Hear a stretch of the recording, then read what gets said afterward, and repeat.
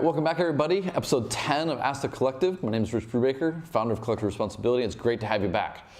In this episode, we're going to be talking about some big ticket items. We're going to be talking about Maslow's hierarchy. When do people care about sustainability? At what income level? And then what can an African individual or nation learn from China? And what's the role of intergovernmental agencies and government in really in a developing nation world, bringing the solutions of sustainability to those communities, to those cities, to those countries. We hope you enjoy it, and remember, if you do, like, share, and comment. Kelly Scott Morris asks, what are the different stages or levels of net income that see people shift from sustenance living to caring more and more about sustainability, etc.? I assume this is related to Maslow's hierarchy.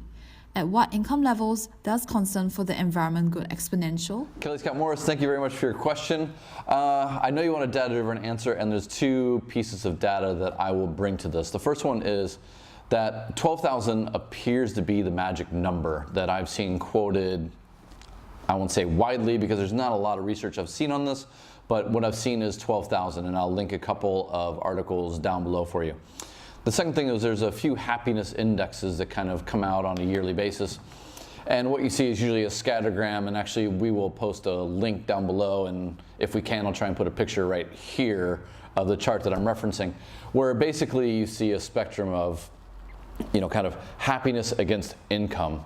And it really should come as no surprise that under 5,000 US dollars, what you have is a lot of, developing nations who have, recorded some of the worst challenges when it comes to environmental, social, or economic. So they're just struggling to get through, and you will definitely not see a lot of environmental push that way. But it's in the middle where it gets kind of interesting, which is kind of 5,000 to 15,000. That's the South Koreas, where they're middle income countries, and China currently falls in here. And this is, for me, is actually the most interesting point, because this is where the debate is happening. This is where innovation and things like that have to come through.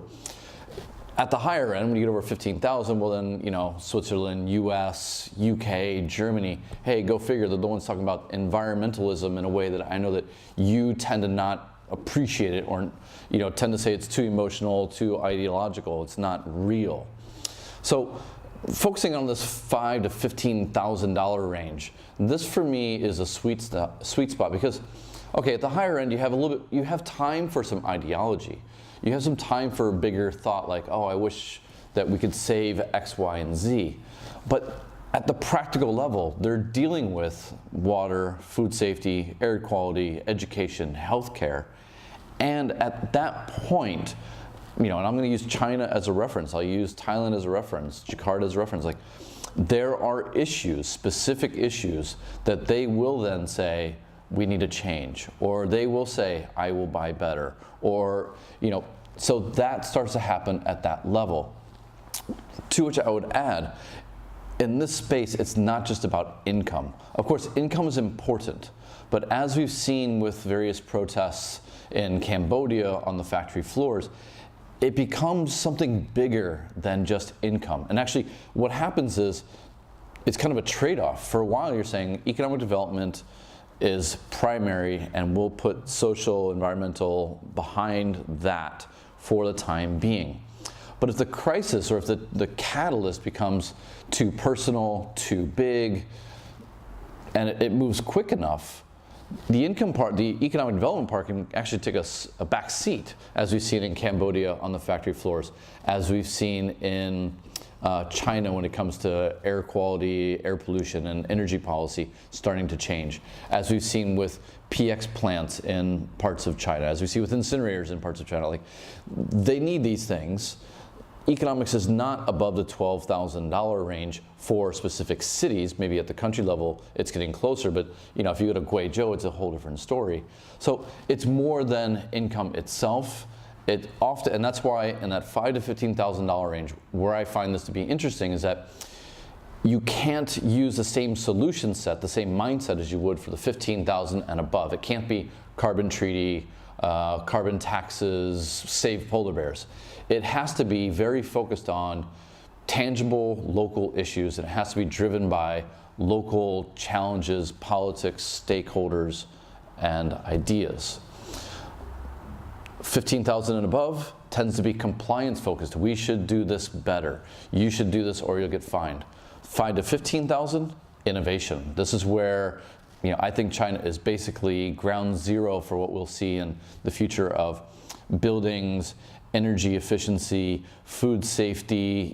Yes, they have challenges now, but the reality is without the regulatory environment forcing this into the system, entrepreneurs are going to enter the system, corporates are going to enter the system. There's going to be a lot of stakeholders who go, this is tangible for me, I want to solve it, and therefore we're going to go forward. And then you'll see a very different approach to it. It won't be, hey, we need to save the earth. It will just be kind of business as usual. It will come into the system. It'll be part of the economy itself.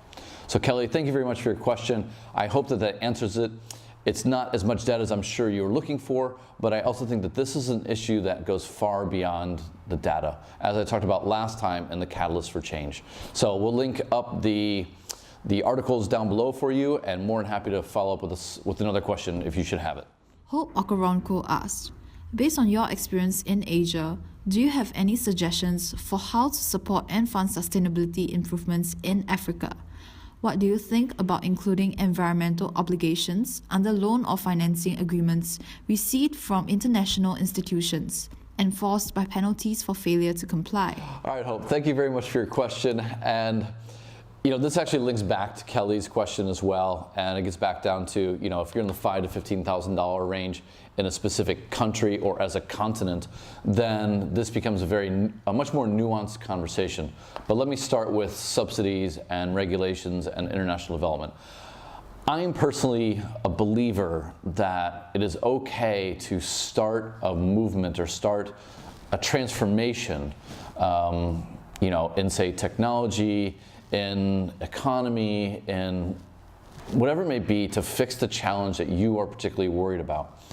I think it's perfectly fine if the governments or if international NGOs get involved and really provide a little bit of support to get this started. However, I do not believe that long-term subsidies are the right answer. I believe at some point we have to value the resources that we are using. We have to learn how to value the externalities that we're creating. We have to learn to value our communities. And the only way we're going to do that is going to be really by sitting down and looking at the real numbers. So as bad as it is that we subsidize coal, it really can become as bad to subsidize solar at the same level for the same duration and the same means. So I would much rather see it kind of as a seed fund, and then the business model for change is built off of that. So you get a little bit of help, right? Like, your parents held your hand when you started to walk, but eventually you had to learn how to walk. Now, how to address your wider question, the lessons from China to Africa. I had a really interesting workshop about 18 months ago, 2 years ago, with 30 women entrepreneurs from Ghana and Nigeria. Had some phenomenal discussions about what they were seeing in their own territories, in their own cities. And what I took away from that was, at the end of the day, just like what I've seen in China and Asia, the role of the entrepreneur to identify a challenge and to be inspired, catalyzed, and to take those first steps is the whole thing. Like, without that, change won't happen. So it's got to start with Africans at the end of the day. But there are some key lessons. The first one is the government can play a role. And from what I was understanding, and I'm not an expert in the continent or in any particular country in Africa,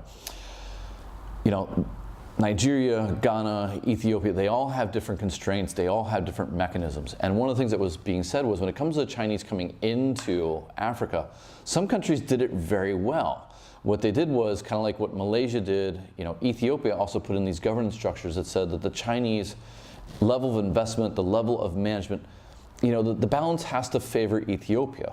Where in other parts, I believe they said it was Ghana, it might have been Nigeria, there was really no constraints on Chinese investment. And there was a lot of pushback because it appeared that the Chinese were in a pure extraction mode and not really building community mode. And that became a challenge. So for me, that's where government can play a productive role. But at the end of the day, What could you do as an individual African to benefit your community? Start with that. Don't worry about China per se, but maybe benchmark to what individual Chinese did in individual cities to attack a challenge. And for me, at the end of the day, that's entrepreneurship. It's investing in technology. It's doing things that are very focused and very tangible for what they understand, the challenges that they face, and the community that they have to bring together. Don't try and solve a continent-to-continent problem. Don't try and solve a global problem. Try and solve something local for you, and I think that you will find much more traction with that. So with that, I'd like to thank everyone for episode 10. Some really interesting questions, more data-driven, more high-level. Next week, we're going to get back into the tactical. But in the meantime, please remember, like, share, and comment. We were really enjoying this. We hope that you are as well. And we hope that if you are, that you'll share it with your communities. So thank you very much, and have a great week.